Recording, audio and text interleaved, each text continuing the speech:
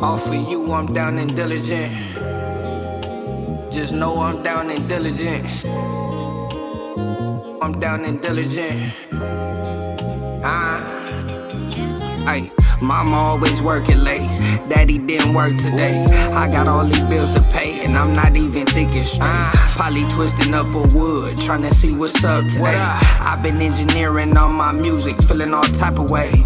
Drowning in my thoughts, I might get lost up in this tidal wave. Maybe I'm just tired of Seattle, I need brighter day. I get way too high, I lose my mind, I'm thinking all type of shit. Look you in your eyes, I see a star, son, your future lit. Smiling at your mama, all in love, that's my type of chick. Yo, what's good, man? Thank y'all for tapping in, man. Y'all tapped into another episode of the D.A.D podcast, known as the Down and Diligent podcast. You feel me? Yes, sir. Want y'all to do yourself a favor, like, subscribe, comment, follow us on all social media platforms, TikTok, Instagram, YouTube, hit that subscribe button, notification bell. You know what I mean? You already know, man. We thank y'all. Continue to tune in, man. As subscribers grow, views grow. Y'all grow with us. You feel me? Sir. Got your boy Big Day. That's your boy Daz in here. Joey in the building. You feel me? And we're gonna bring you another good one. Joey, sir. who we got up in here today, man? Oh, man, today we got a good dude, man. I met him back in almost like 19 years ago, 18, 19 years ago when I was 18. Met him back when I moved to the Valley playing football at Pierce College, right? So back at Pierce, we had before the transfer portal, how it happened. You know how back in the day, you have to, like, if you get kicked out of school, you got to go to like a junior college or got to go. You can't just transfer to the next college and shit. Yeah. So we had a bunch of players. I was living in the Valley, San Fernando Valley. We had a bunch of players came from like Florida, like Texas, Baltimore, and they all came out here because it's like, California is like one of the top, probably if not the top place for junior college football. So I met a couple dudes, man, and I ran into him. He was played linebacker. Beast, bro. Nice. Fast.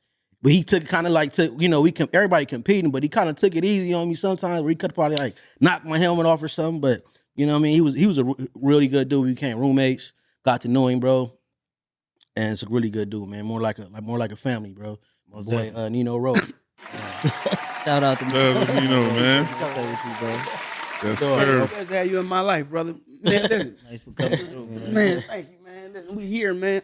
Yes, sir, man. What's up with you, man? How you doing, man? Tell the people where they can follow you at. Man, you can follow me. You can Google Nino Row, NINOROW, or you can follow me at any hot comedy club in LA, Atlanta, New York. You know what I'm saying? Or you can follow me on Instagram as well at Unsanitary Thoughts.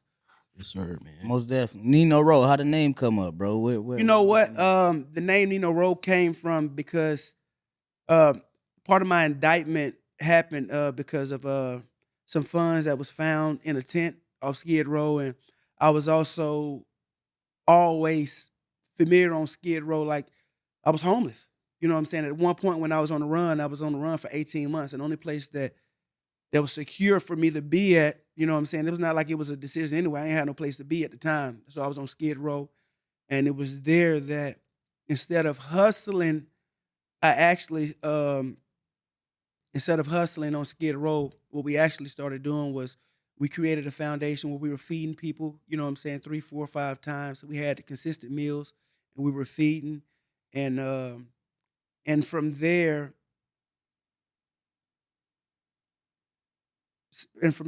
things ended up taking a turn, and there were some people, with unscrupulous agendas, and they ended up finding a whole bunch of cash, you know what I'm saying, in Skid Row, and my name got mentioned in the indictment, and I ended up doing a little time. Nino Row. Damn, bro, we gonna get into all of that. I'm telling you, my boy got a crazy story, bro. Yeah. And yeah, man, that's why I brought. That's why I was perfect guest to come on and share some shit about his journey, bro. So, so take us to the beginning, bro, because obviously you played football. That's what brought you out here, right? Yeah. But you grew up. Where you grew up from? Where you grew up? You know what, man? I'm from Pensacola, Florida. So I grew up in Pensacola, Florida. I moved to Mobile, Alabama. I played ball in high school, and then right after I turned as a teenager, when I was 17, I moved out here. I moved out here to Pierce College, and that's where I met my brother Joe at, right? He played running back. I played linebacker at the time. and I was a pretty good linebacker, rivals.com, this and this and this. But I was told there was a guy that recruited us, and I was told that I was under the impression that Pierce College was actually like a NIU, you know what I'm saying, or a D3 at the time, which they don't really have any more of those. So I was under the impression it was a mini university, but that wasn't what it was. Once we got out here, we had a coach, I'm not gonna say his name, and he just wanted to get talent from all across the country. And he'll tell your parents, he'll tell whatever. So me, I was actually committed to Iowa State, but with the sliding scale, I didn't qualify. So I just needed to go to any junior college. So my whole goal, I was probably gonna go to Elko, but once he contacted my school out of nowhere, you know what I'm saying, I just felt, he impressed, like I liked it, you know what I'm saying? So I'm like, you know what, I'm gonna go here. I go out here, and once I get out here, I realize it's a junior college. And on my very first day, they put me in a room with a linebacker named Steve Johnson, and I was also in a room with a guy named Terrence Davis. Our very first night, and he passed away on the floor. Like, he had a seizure.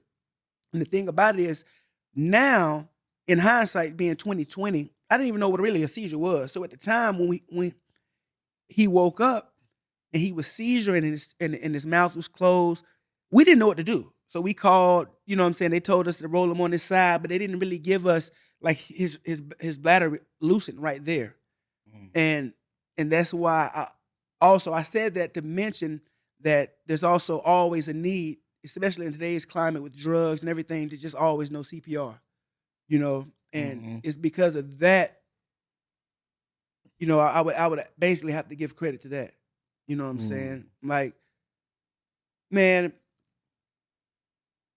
I'm gonna begin by first just giving it to God. Anything that I've been through, that we done made it through, it ain't nothing. It ain't got nothing to do with me. You know what I'm saying? That. As it going to being out here with all the gang members, being from down south, being in all these prisons, going to the feds, going to the state.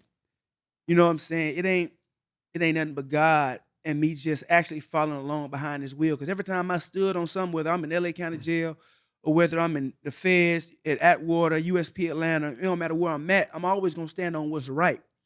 And that's a precarious situation to be in, as to be a non-affiliate in prison trying to stand on what's right. Especially out here. Oh my goodness. Right. But the one thing, it's a cheat code out here in LA. All you gotta do is just go hard, squabble, fight, and just let them know that you're willing to stand up for what's right. But that don't always go right too, because all it would take is just more negative spirits to outnumber the positive spirits. And regardless of what you think you're standing on, you're gonna be in the infirmary. You know what I'm saying? So I would have to give all things to God. The fact that I'm right here, just looking back at my life, the fact that Joe right here, and I'm pretty sure the fact that we all right here. You know what I'm saying? It has to be God's purpose. You know what I'm saying? Right. Most definitely. But yeah, what we went through at Pierce College, man, I ain't gonna lie, like, I've been out here for like 20 years. They be beefing, you know what I'm saying? Like, when it come to Hispanics and blacks, they be beefing heavy in Compton. But they also beefing heavy like that. And the thing about it ain't a big black presence in the valley. So by us being out there, we got a house. It's 20 of us in one house. You know what I'm saying? And they at first there was a gang called Canoga Park, Alabama, CPA. So our coach Moore, it's 20 of us. We all from out of state, everybody from different states. We have some people from California, you know what I'm saying? And we're all staying in the house going to Pierce College. And we don't know that it's a gangbanging territory, a gang go by the name of CPA. So once they found out there's blacks moving in there, they painted, you know what I'm saying, no end, they spray painted, they bust the windows. So now They ain't even knowing what's really going on. But y'all football players and y'all all staying in here. That's how it They is. just in say y'all California. black. Right. The farther they are from us, the more they hate us. Right. And then them coming out here not knowing the dynamics of the gang culture in LA. Right. And for all these guys that's coming from everywhere, just seeing that culture, I'm like, that's gotta be different, bro. Gotta be a different situation, man. Yeah, and the coaches, they know. You know what I'm Yeah, saying? coaches Why know. we put it- Coaches knew. Coaches knew, man. Yeah. Coaches knew, had all them players in them houses. So that's how I end up getting an apartment out there during that time. But finish your story about while he was out here, man, was something that he experienced that was I'm just I'm just going out there to play football, but I know the dynamics of the game situation out here. So I'm like, I'm not out that much out there. Every weekend I'm coming back home after the game and shit. So, but you could talk to him about. Yeah, I ain't gonna much lie to you. In the Valley, the biggest difference, as opposed to in Compton, just from being somebody from out of state and being out here for so long, is that like I was saying, there wasn't a big black presence, African American presence out there. So we was low key vulnerable. Like you got OVG out there, and you got a couple people out there, but it's like it was no repercussions. So we was getting teammates shot. You know what I'm saying? We had a teammate. We was at after they spray painted our house, we were living in a church. They forced us to live in a church. So we were in the church, and we had a running back who was committed to Georgia. He came from Georgia. I think he was getting recruited by Georgia as a running back named Nixon Giles. He was outside, and he ended up getting shot. They rode up on him and shot him with a sawed-off shotgun. And we inside the tent. Like, we all from out of state. We inside the church, and we in there chilling. Some people reading Bible. Some people hook up the game trying to play, and all of a sudden, you hear like a boom, and you see one of your teammates come, blood everywhere. Blood everywhere. So the first thing I'm under the impression, everybody under pressure, we screaming, we yelling, because we under the impression that once you see him coming in, blood everywhere, we under the impression that there was also Pisa staying there too. So when they running in as well, we don't know if he's been followed by the people. The only thing we know is that it was just chaos. So, we was in there huddled down for a little bit, and they ended up taking him to the hospital. He never ended up regaining his full mobility, you know what I'm saying, in parts of his face and his eye. But Nixon Jai, he was a good dude. I mean, he's a good dude, you know what I'm saying? And that's just one of the racial incidents that we had to deal with coming out here from out of state, you know what I'm saying? But I'm not gonna lie, I wouldn't take anything away, because like I say, I look back on my journey, and all I see is it was all done, you know what I'm saying, to one day be as a petition for the glory of God. You know what I'm saying? So that's definitely a traumatic situation. But how did that situation take a effect on you? And if it have, does it still take an effect on you today? Man, you know what, man? I've had so much stuff that happened to me. Like I say, I did 11 years in the pen. I was in the feds. I was in the States. I was in California State Prison. I was in Florida State Prison. I done been in the SHU or CM or ADX in the feds in all of those terms for inciting the riot. And I would honestly have to say, man, that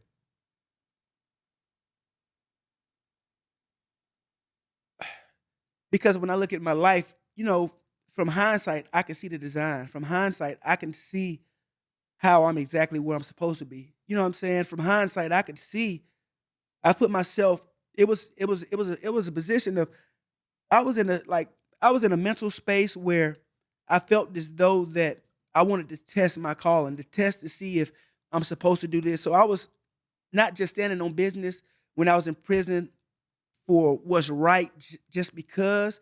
I was doing it to see, basically trying to work out my theory of just karma and just life. And I can honestly say, every time I stood on what's right, I don't care who it was. I don't care if it was against the whole car, if it was against Damu's, Blood, Southsides, whatever it is, I've always came out unscathed. And I'm not going to say that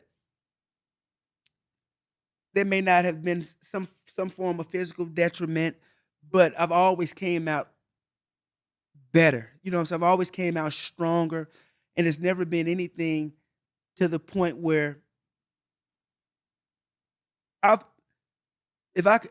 man, God has had his hand on me. That's the only thing I can say. And that's all I have to say, knowing that who I'm speaking to and who the audience is. Yeah. You know what I'm saying? Like, I understand that the audience that you have is an audience that's been through something. The audience that's familiar with people going through hardships, making mistakes, overcoming it. You know what I'm saying? Being resilient. So I can say that to you and to your audience without much, you know what I'm saying, further elaborating. Yeah. Do you give yourself grace for them past mistakes? My bad, Joey. I'm gonna get to it. Do I get? You know what, man? It just depends. Like, all right, you talking about past mistakes, right? We broke in. I had a burglary. Allegedly. I had a right. Let me go in, man. Right. Kill that noise. No, man. No, I'm gonna talk about the situation. So first time I ever came and got in trouble in any type of trouble with the law or whatever, right? I was with my boy. You know what I mean? We was roommates at the time, and then we got into something we probably, we shouldn't have got into, but we end up going to jail. You know what I mean?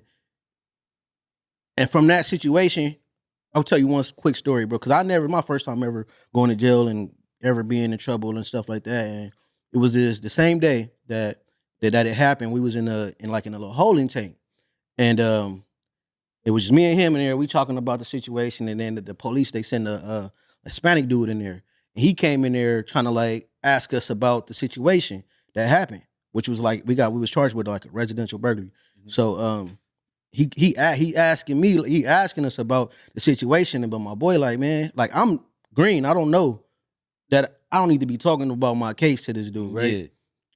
He like, Joe, don't mention it. Don't even say nothing about it. So by him telling me that, yeah, for sure he was. So he by him telling me that and me like, all right, for sure, I ain't talking about it no more. I feel like a lot of that in that whole situation, that's how I was able to know, like, man, God is real, bro. Because we was able to get out of that. The judge kind of like, man, these some football players. They in college, and you know what I mean. They pretty much made a bad mistake. You know what I mean. We was able to get out without no.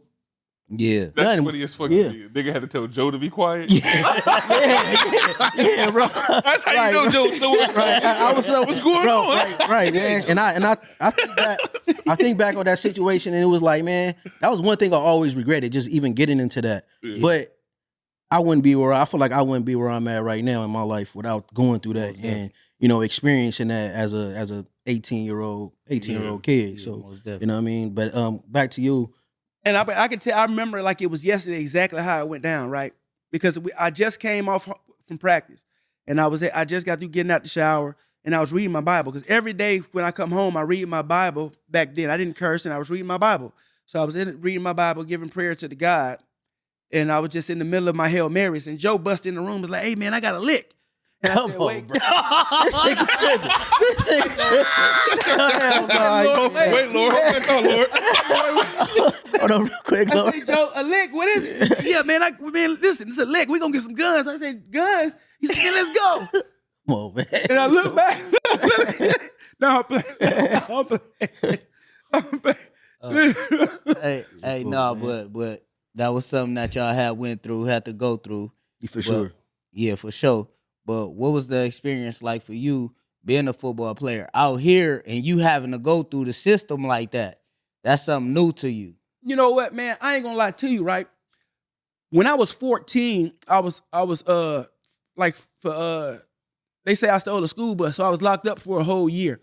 They said you stole a school bus. They say I stole a school bus, and it wasn't like it. Where you was at? I was in Pensacola, Florida. They say I stole a school bus when I was in Pensacola, Florida. They don't just say that. Like, they said I stole a school bus. I'm black. I was a black kid. The bus was in a ditch. I'm the only one on the bus, so of course they gonna say I stole it. Okay. You know what I'm saying? Right. Yeah. So I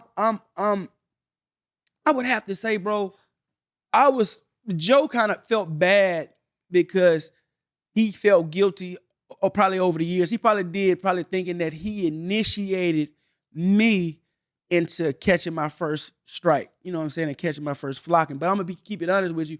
Joe just didn't know. I was already like, that's why my mama sent me out here to California anyway. On bullshit. I was already, man, go ahead. You know what I'm saying? I was already head first. So he don't understand that when you tell me anything, what? I was already on that. You know what I'm saying? So, but honestly, it wasn't nothing but God purpose, man. And the fact that I was from down south, and the fact, all right, I ended up going to prison, right? And I would have to say that the fact that I played football, and I did like 10 years, and I did 5 years in the feds, 5 years in state prison, and I just got out, right? I would have to say honestly that football low-key saved me, because when I'm in the prison, when I hit LA County, most dudes that played football was in LA County. Yeah, A lot of dudes that's most physical end up being niggas. You know what I'm saying? They the best fighters. It ain't no guns in there. So when I hit the LA County, I see a whole bunch of teammates. I see a whole bunch of niggas that you know what I'm saying? People that you ran across before that I on this know, football shit. you know what I'm saying? Yeah. So based off that, I would have to say that it was a blessing and a curse because, like, if I go in there and I see Joe or I see somebody and say they from a hood, if you from a hood, you got homies that you gonna fuck that you are gonna ride with over me. Yeah. So That you made an alliance. once with they regardless. see that you embrace me and that I'm solid, they ain't gonna feel they gonna feel some type of way about that. About you seeing how you embrace me wholeheartedly. So what they know that they can do is instigate something. And once it pop, you gonna get packed by their homie, even the same homie that you was eating with and feeding with, just based on. Unless you fucking with what they call a nigga. Now, if you got niggas in LA County that's a nigga. Like, if you a nigga, that means, quote unquote, you can do what you want to do. Yeah. You make the rules. You ain't trying to prove nothing. You know what I'm saying? Like, you ain't gonna come out the corner. You ain't coming out no county talking about, oh, I done had fades. You ain't did none of that because at the end of the day, what make you a nigga ain't who you could beat up on. It's really the mercy you show. Mm-hmm. You know what I'm saying? It's the mercy you show. Like, I ain't gonna say no names, but like I say, I done about 3 years in LA County. So you done seen some shit in there.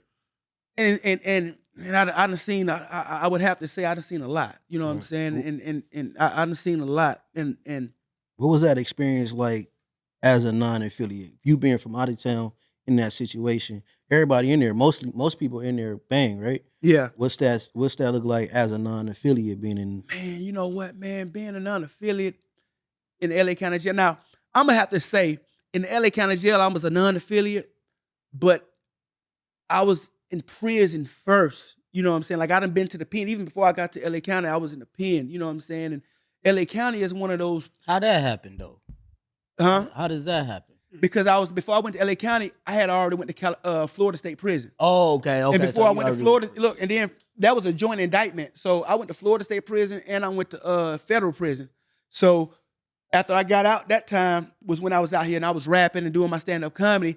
Then this time when I got, it's a lot of time. Then this time it was all state. Yeah. You know what I'm saying? But by the time I went to state this last time, I had already been to Fed and I already been to Florida State Prison. I done already been to holes and shoes. So being in California State Prison, I was basically just, like, I already knew politics, but California State Prison politics is just different. Yeah. And it's basically on whoever got the numbers at the time. You know what I'm saying? Like, you got the rules, you got you don't want somebody to come from fire camp. If they come from fire camp, you're going to whoop them. But that's basically all picking faces. Because if it's the wrong homie or he from your hood or the wrong brother come on the yard, nothing going to happen. You know what I'm saying? So it's basically, it ain't no different from the whole world. It's all about picking faces. You know what I'm saying? It could be a non-defeated, like, they got, I've been going to, I'm 36. I've been going to prison since I was 37, 36. That's how you look. I've been going to prison since East Max. You know what I'm saying? So now when I go into the LA County Jail,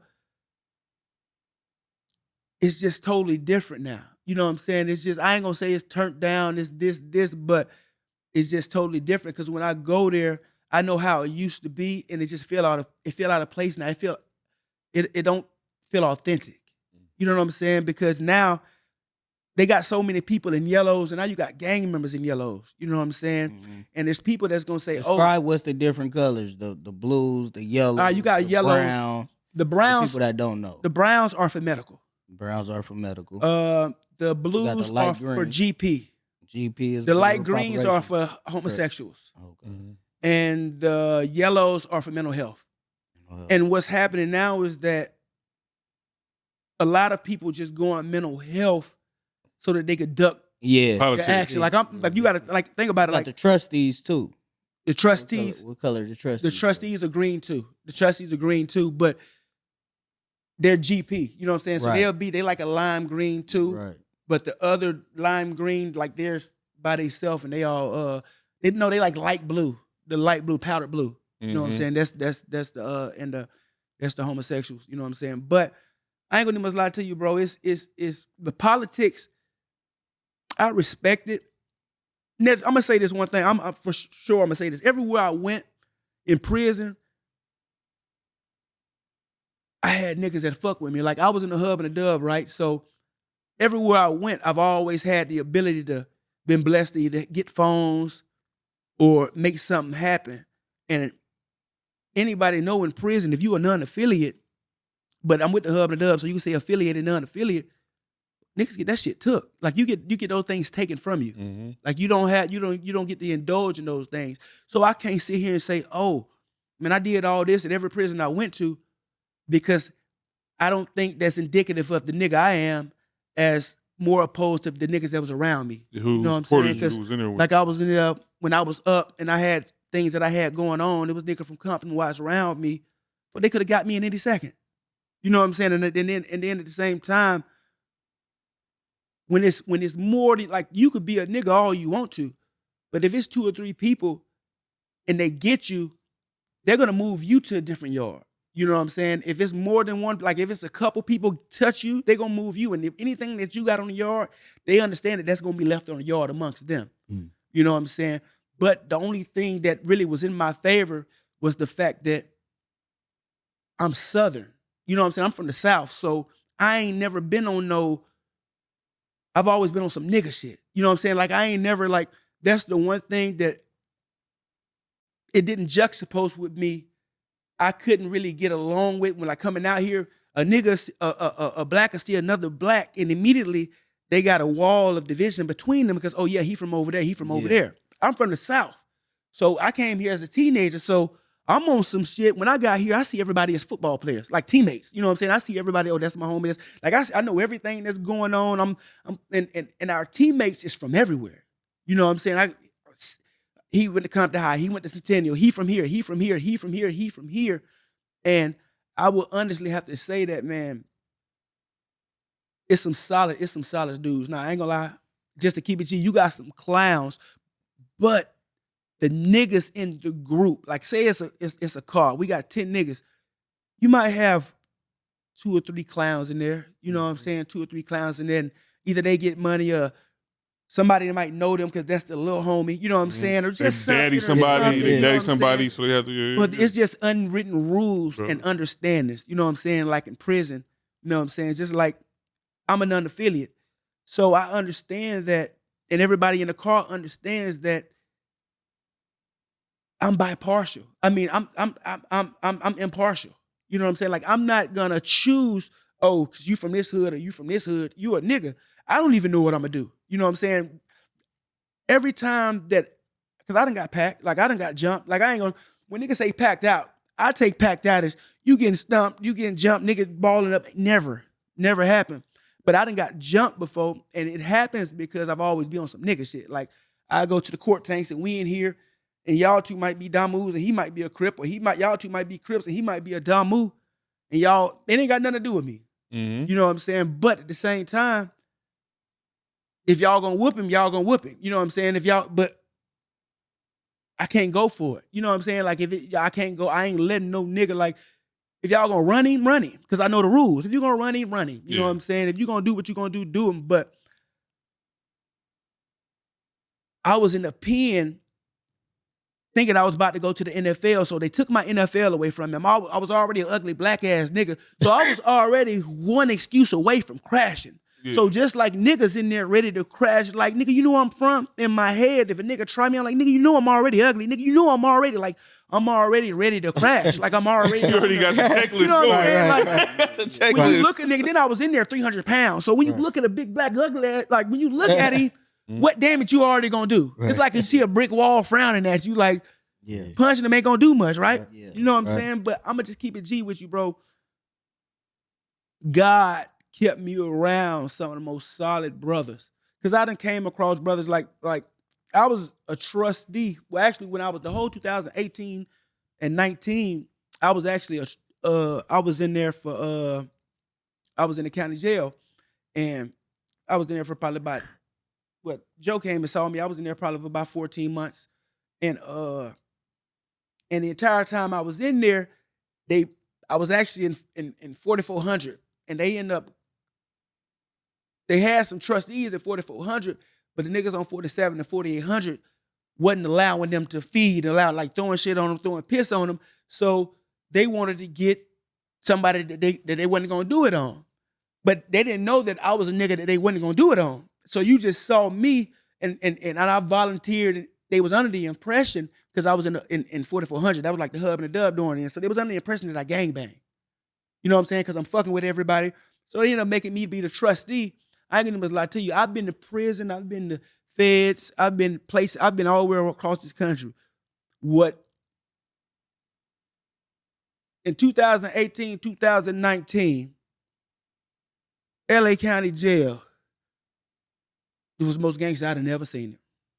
But that's only from the time span of East Max, you know what I'm saying, 2007 on, you know what I'm saying? Yeah. I got a question for y'all, man. I don't want to know y'all takes on it about the situation where Charleston White mentioned like how the LA gangs are more. They look to have black victims rather than any other race. I want to know y'all thoughts about that. There's only like two or three races out here that is gang pilot. Like what? Yeah, but I feel like most black gangs go after the enemy. Go after the enemy, which is probably most likely in close by a black person and everything like that. Just like if you go to where y'all was at, San Gabriel Valley and all that, they beefing with Mexicans beefing with each other. Yeah. You feel me? Even out here, they beefing with each other. You know what I mean? I think it goes to how you identify it. You know what I'm saying? Especially if you're in that world. If you banging, you know what I'm saying? If you identify somebody that's similar to you, that dress like you, that talk like you or whatever, you gonna want to know where he from. Yeah. You know what I'm saying? So once you do, if he from the other side, then that's what it is. That's what you gotta prove, that you feel like you gotta do what you gotta do. So that is very true, bro. Like, what, running around looking to get niggas just like us. Nip said that in the interview. I heard him say that, bro. Yeah. That's very true. Yeah, man. Right. Yeah, because over there where nipping them at, cause ain't no Mexican gangs in their church. Ain't no Mexican gangs. You got the F-13s. That's on Florence though. On Florence. They on Florence, on Florence too. They right. Yeah. But not in it's literally like black, all around. Yeah, that's all they shit. That's they shit. You feel me? Yeah. Because the Florence is really heavy in like the east side and Maywood and Huntington Park. Yeah. You feel me? And another thing we talked about, bro. You talked about why your experience while you was in jail and in prison. You mentioned how prevalent spice is, like smoking. Man, I ain't spice, gonna even lie to you, right? That's probably one of the main reasons I got so many real good relationships in prison. Probably was because that was a time when I smoked, man, spice. What is spice for the? Now look, spice is like, man, listen, how do I describe spice? Now, it's different than the spice that they smoking on the street, the little Sensimilia. This is paper spice. And do you know how like it changes the chemical reaction? I would have to say spice, they've somehow, whatever compound they got. K1 shit, is it? Yeah, it's the same thing. It gives you the same reaction that it's two different types. It gives you the same reaction as fentanyl in a way as when you blacken out. And from there, your body does whatever it wants to do. You know what I'm saying? Like, because you can't sense it. They spraying it on paper. So listen, and I'm gonna tell you like this. I don't care where you from. I don't care. You could be a Crip. You could be a Damu. I could be a non-affiliate. If you about to get locked in that cell, and I got a strip of spice or I got a square of spice, and I get it to you, or if I'm about to be locked in my cell for the night and I ain't got no spice, and somebody about to give me some spice, I don't care where he from. I'm gonna kill for him. That's my dog. Like, I don't care. Like, that's like, those are the bonds. It's kind of like there's certain unspoken bonds that you have, kind of like lifers have bonds. Like, I don't give a fuck. You could be from the same hood, whoop-de-whoop, how much time you got? Okay, I'm gonna fuck with you from over there. You know what I'm saying? Like, if you an OG, I'm gonna fuck with a youngster from over there if he from my hood. But we lifers over here, and we gonna fuck with the lifers. He could be from here, we could be from here, but we know that we gonna be on Cali, you know what I'm saying? We gonna be at Calipat, we gonna be at Pelican Bay. Just for long, we gonna be, you know what I'm saying? So from that standpoint, yeah. You know, speaking of things like Spice or whatnot, being on Skid Row, you know, accessible to a lot of drugs, a lot of pretty much everything, right? What was that experience like? How long was you on Skid Row? You know what? I was on Skid Row. I was on the run for 18 months. So I was on Skid Row for probably like 14 of that months. And what well, a big part of the choice to being on Skid Row too, you said you didn't really have nowhere to go, but blending in too as well with the population. And this thing was that about your it, thing? right? I didn't have anywhere to go. I had one spot in off Wilmington. I had one spot off Wilmington and 133rd. It got ran in because I had a warrant. They knew I was at. Then I had another spot, and the police came to that spot. So the only place, and I didn't know who was telling on me. You know what I'm saying? Like I don't know who. It could be family. I mean, you don't know who telling on you. So the only place that I can go with little or no accountability, and they won't stop me, was Skid Row. If I was anywhere else, I wouldn't have had the amount of time free that I had, you know what I'm saying, as opposed of being on Skid Row where they just ride right past you, you know what I'm saying? Yeah. And but I ain't gonna lie to you, man. It felt like it's genuine, you know what I'm saying? Like you can go and have conversations on Skid Row or with the type of people that'll be on Skid Row. You can have some real genuine conversations. Other than that, bro, and you just walk past people just in life, people give you false platitudes, but nobody really care. Hey, how you doing? They ain't not staying for the answer. Hey, that's this. You know what I'm saying? Right. Like, I just feel like this entire world isn't set up for reality in a way. You know what I'm saying? Like, it's in a way, it's like it's all fairy tale, right? Like we as a child, our parents tell us what? Christmas. I mean, Santa Claus, the Easter Bunny. Like we're lied to fairy tale endings. I mean, about fairy tale endings. We're lied to our entire life until we reach an adult. Do you think that's to just escape the reality of like the harshness that's going on around us and shit, and then our I think community? that they painted that to escape the truth of their history. Yeah. Because if you look at Greek history or just European history, there aren't many happy endings. No. So what you're painting is something of wishful thinking, but it's not. It doesn't correlate with life. You know what I'm saying? Happy endings. The only happy ending is after it. After that, I believe the only happy ending for me is after death. You know what I'm saying? To be with Jesus Christ. You know what I'm saying? Other than that, I just feel like that's why so many white kids and kids grow up and they just like they don't respect their parents because they've been lied to. Like society conditions our parents to lie to us so that we can one day view them as liars, and we don't even realize why. You know what I'm saying? Like most white parents don't even realize why their kids don't trust them because they've been regurgitating all these same lies. You know, and most kids feel like it's incumbent upon the parents. You can't say to white do the kids no research. more. No, you can't. Because now I know a lot of black people, yeah. black message that's like kind of like, They cancel my page, man. That's why I don't got any no. mom, you know what I mean? Mom been lying to me, especially now with the whole little red pill movement. A lot of people blaming their moms for not having a father. Like, Yeah. so it's like, that shit is, like you said, it's hitting home. Like, oh, all this lying, you lied to me about the Easter Bunny, you lied to me like this, you lied to me about that. Just like, shit, Tyler the Creator put it in the song. Come to find out, hating his dad this whole time, find out his mama was holding, pushing his dad away. Like, nah. You feel me? To come to find out this nigga dad wanted to be in his life the whole time. Right.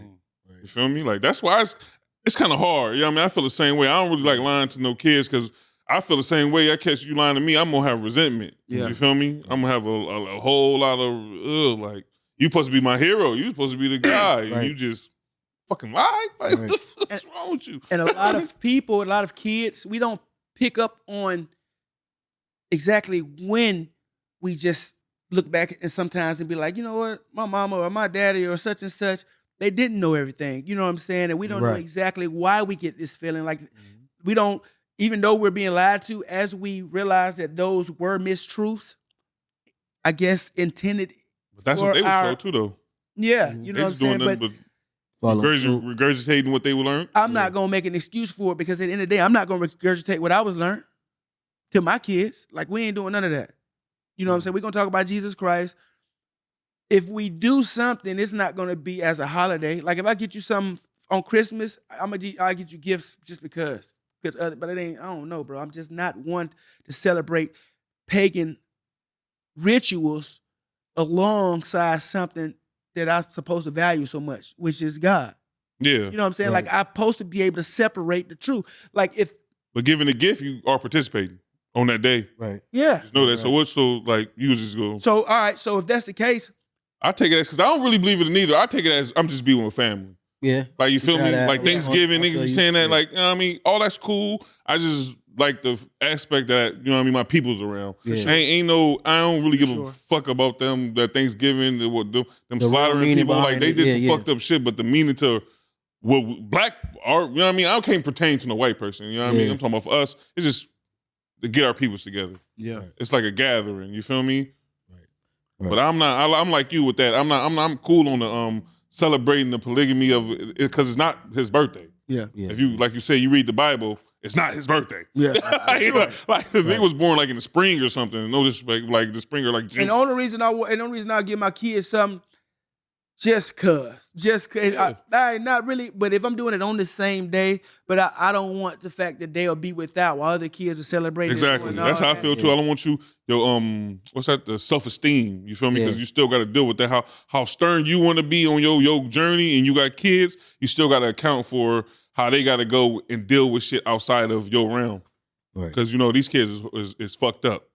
Right. Like niggas is mean. And back, G shit. And back like what you said, bro. Ain't no niggas or someone who's secure in they gangbanging and they nigginess and who really out here who really know what it is. Niggas just ain't fucking with none affiliates. That's people like right now, like I just left the county. The people that's fucking with none affiliates, niggas around my age, that's Who because bucks? you either missed out, you ain't made a name yet.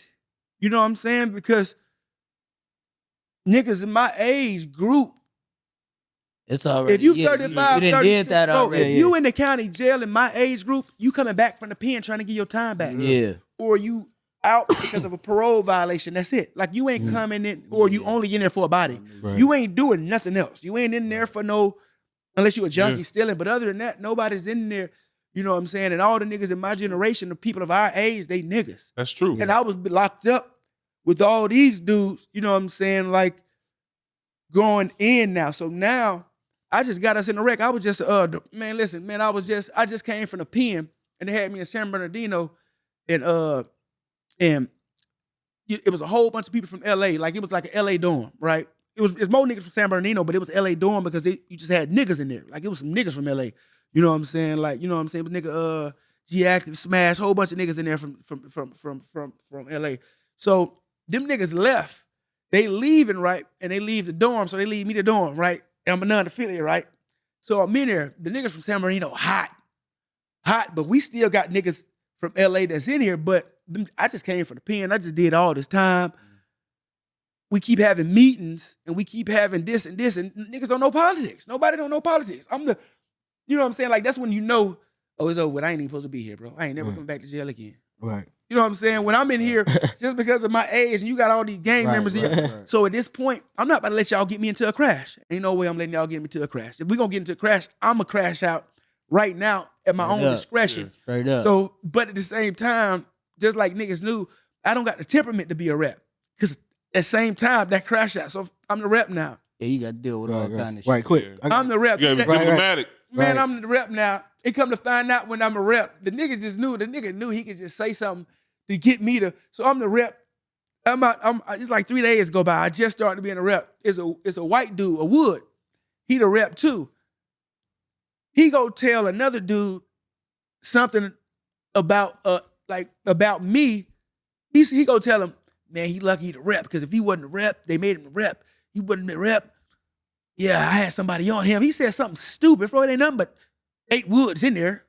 Who is you have on who? He was under the impression that the Southsiders was gonna ride with the Woods. But I know I just came from the pen. It's a peace treaty. They ain't doing nothing unless you disrespect them or they ain't going for no woods doing none of that. Yeah. I know this. I just failed. So he's sitting there doing all this, and I understand what I can have happen. You know what I'm saying? So once the nigga come to me and said, hey, bro, he said that he was gonna do something to you if you wouldn't. What? All the youngsters, listen, you can't give, man, it's like, it ain't nothing but, I'm another affiliate for a week. I got like 30 gang banging youngsters in there. They don't go. Listen, they don't go. Right. I got a question for you, bro. So with all the stuff you've been through, right? Yeah. How do you back and forth to jail, living on Skid Row, bro? How do you manage your at 36, 37? How do you manage your emotions and mental health? I ain't gonna On even top of lie all to of you, that. bro. I managed it because I'm, like I say, bro, I'm convinced that I'm blessed. I've been in the shoes, like I did a year at Corcoran, 4A, 4L, 4A over there. I did a year at Santa Rosa, CM. Bro, and before I got to ADX, I was on my way out. I've almost did 3 years just in shoes, not including. I would honestly have to say, bro, that I'm a better man for it. I've never felt, you know how people say that? You know what I'm saying? And it make it seem like they just trying to throw off, like you've never felt as free as when you in the cell. Mm. Man, listen, I ain't never felt this free as when I'm in a cell and I got a blunt of weed. Listen to me. Listen, I'm gonna be honest with you. In a cell, bro, I ain't talking about the weed, but in a cell, the amount of time that you get to focus on the cell, bro, you can, the 10,000 hours theory, you can knock out 10,000 hours in 3 years. Like I'm, and that's where I really had a chance to focus on my craft, because I was doing stand-up comedy before and I was writing before, but it wasn't until I was into the shoes and you just in there, you know what I'm saying? And you on the program and you just in there and you waking up and you going, you know what I'm saying? I'm going to the yard early in the morning. I'm busting down with the Southsiders and whoever else, you know what I'm saying? We getting the Burbage, now we back in. And it's just free. You know what I'm saying? I lost 70 some pounds while I was in there. They only fed you like little big half onions and BS food, you know what I'm saying? Mm-hmm. But I honestly thought, bro, that I had cancer while I was in there and I cured it. Listen, I felt that I had cancer because I was sick. Before I went to that shoe, I felt that God knew that I had cancer and I was sick. My nose was always running, I'm throwing up. And when I lost all that weight and I was eating all the vegetables, I ain't have no canteen, and I'm in there for all that time. So I came out a completely different person. I came out, I know myself a lot more. I'm aware of my emotions. And this is the thing about it. I'm aware before I get angry, before I do something. But the reason I would still do it sometimes is for that person to learn a lesson. Mm-hmm. And that's maybe where I need to elevate.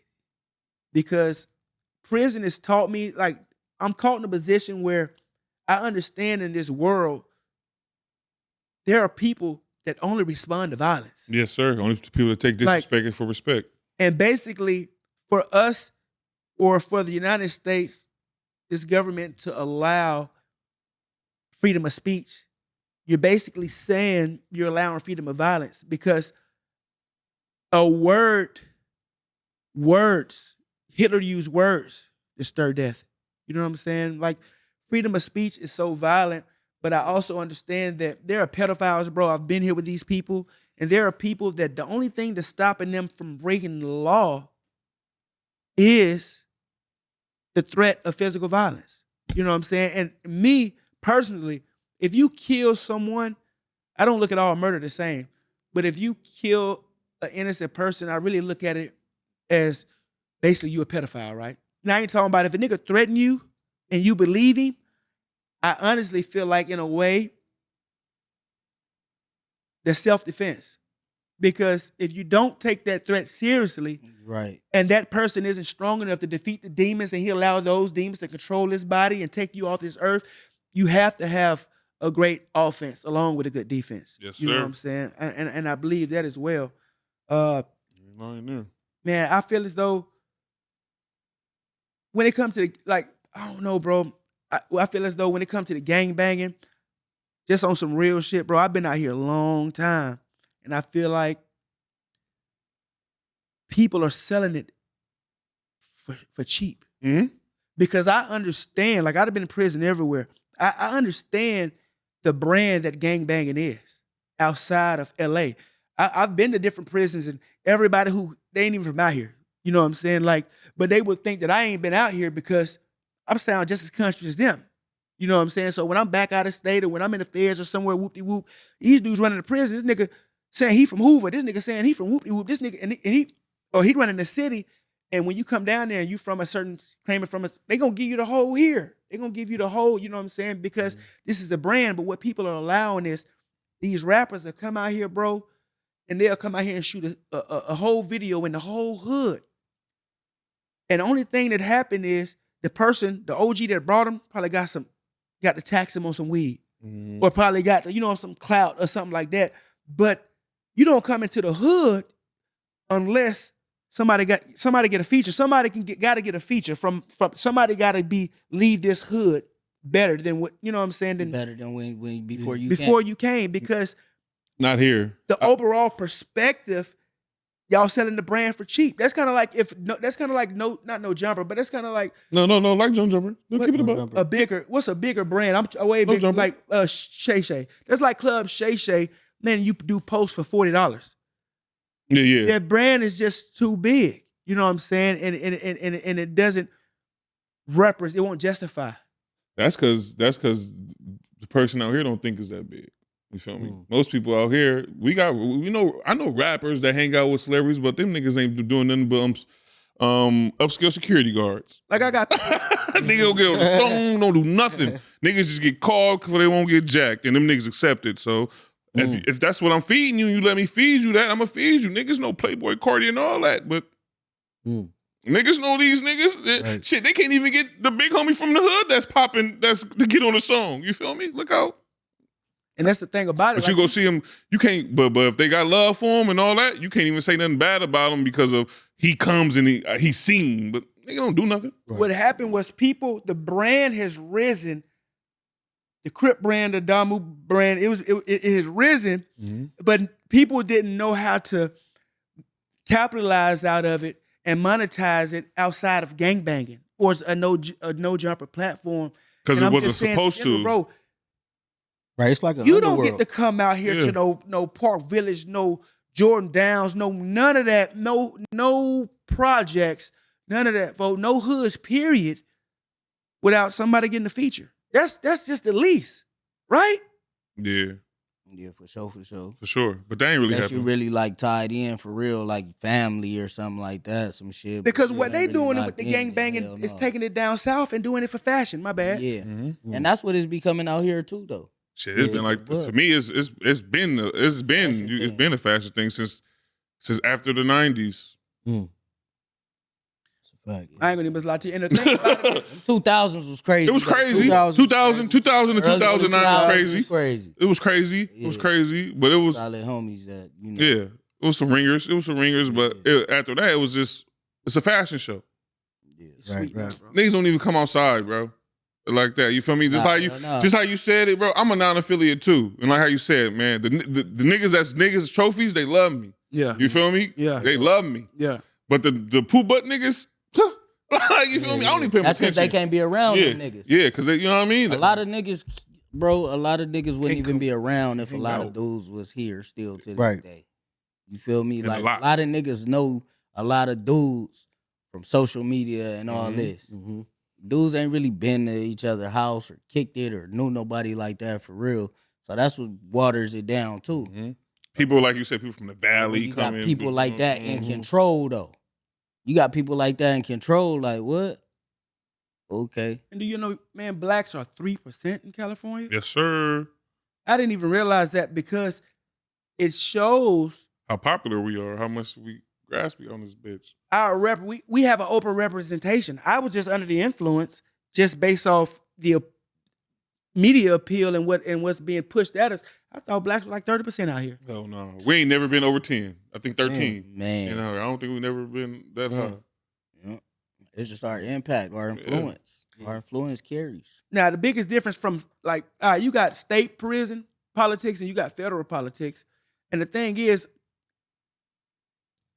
the state prison has, in a way, disregarded principles which would make it more respectable. It's like this in the feds. If somebody told and you say somebody told, all right, if you come to me right now and be like, hey, Joe told, I'm be like, oh yeah, all right, here you go. Hey, look, You gotta handle you it. go get his paperwork. You gotta have, you know what I'm saying, whoop de whoop, get all this. If it don't, Yeah. you in trouble. You know what I'm saying? What you got out here, and I've been in the county, I'm a county, but I've been in the county. You got, just because a nigga can't whoop him, or he done lost phase, his homies, they scared of him. What they would do is, oh, this nigga the police. Oh, this nigga the police. Oh, he got paperwork. And every hood got females from your hood fucking with the enemy hood. You know what I'm saying? So it's just one web of so many lies to the point that when niggas hear that, oh, he got paperwork or the homie got paperwork, people don't go check because they allowed it to just be said so much, I'm perpetuated. gonna tell you this, bro. A lot of people gatekeep for people that got reputation. Yes, It's a for lot sure, of cats, man. bro. That's For sure. that's rats that did a lot of stuff, but because their reputation hold weight, they can still come around. Those rules don't apply to them. Yep. Selective politicking, bro, Picking and that's and another choosing. reason it's watered down. Picking and Feel me? choosing. That shit is boo boo. If we on one program, that's what it's supposed to be, regardless of who it is. I can do it, but you can't. Exactly. And I'm gonna tell you something too, right? And it's just being honest with you, bro.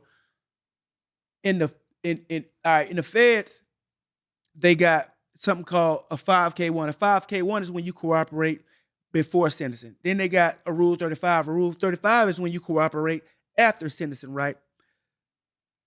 In California State Prison, they just want the paperwork that you're just in there for on that case right now. That's not even a genuine request, you know what I'm saying? Because you have to think about it. I could have told last year. I could have told the year before that. I could have told the year before that. You know how many different cases, other people cases, you know what I'm saying? Like there's different levels of search that must be done. And I'm just saying in general that until someone come and but that'll be an indictment. Someone just get a hold of it and like the BGF did back in the day and can institute the exact principles and these are the guidelines. And if anybody deviate from it, this is what happened. Because what everybody always saying is no man bigger than the program. You know what I'm saying? And I ain't seen that. Yeah, exactly, bro. Because I know as a non-affiliate, when I hit the yard, I don't gangbang. So anything that go on the yard my first year, I'm saying I don't even say nothing. I'm just watching. You know what I'm saying? Because I understand I'm down longer than anybody my age. You know what I'm saying? Like so already you ain't got to tell me. So I ain't gonna say nothing. But once it get to the point where action ain't being taken, you know what I'm saying? And you got gang members talking about, hey, look at this. Want me to see paperwork of a nigga. Nigga, I don't gang bang. Yeah, you're a non-affiliate. You shouldn't even be drug up into that. You know what I'm saying? You want me to see Yeah. the paperwork? Whoop, whoop. Look, Straight if a nigga told I'm a squabbling, we can squabble, we can get that. But at the end of the day, why you want me to see the paperwork and you from his hood? Yeah. Because you understand that now it's on you now. Mm-hmm. You know what I'm saying? Strength It's in on numbers. Feel more comfortable Straight with up. knowing somebody else got you. A lot of people don't like handling their own shit by themselves. Right. But A lot of shit is beef because of one-on-one and one person got scared and was like start telling other people what's going on. Right. Yeah. Involving them in their shit. Mm-hmm. But before we get up out of here, man, let the people know where they should be looking for you at your next performance, man. The comedy, we're gonna have to bring you back so we can get a lot into the comedy side too. For sure. But just let the people know what to look for and where they can follow you at again. Hey man, you can look for me on Nino Row on Google. You can catch me at any of the anywhere in the Hot Comedy Club, from the Comedy Chateau to the Laugh Factory, from New York to Atlanta. I'm everywhere. And you can find me at Unsanitary Thoughts on Instagram. Fuck with me. Most definitely, man. Y'all heard it. Appreciate you coming through. Definitely, bro. Thank you, my brother. Mark, looking up under pressure. No, don't do that. No. Dad podcast, man. Yo. Let's go. Dad podcast. Ain't losing? Subscribe, follow.